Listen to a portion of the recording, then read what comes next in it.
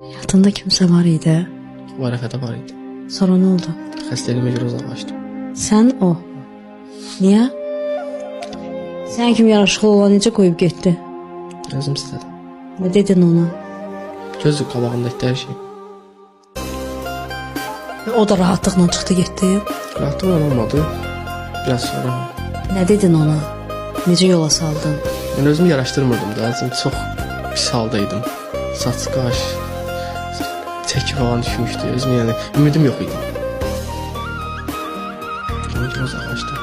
Nəinki onun ətrafından uzaqlaşdım yaram.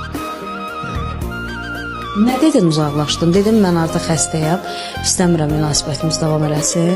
Bəli, elə bir şey oldu. Nə dedi?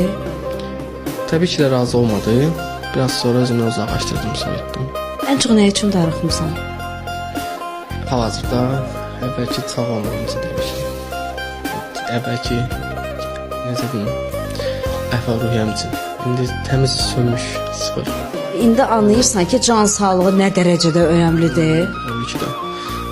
Mən indi hal-hazırda bütün xəstə dostlarım ya yaxud cavanların hamısına deyirəm, sağlamların hamısına deyirəm ki, əsas candır. Onun vaxtında gədirim, bir sonra gec olur.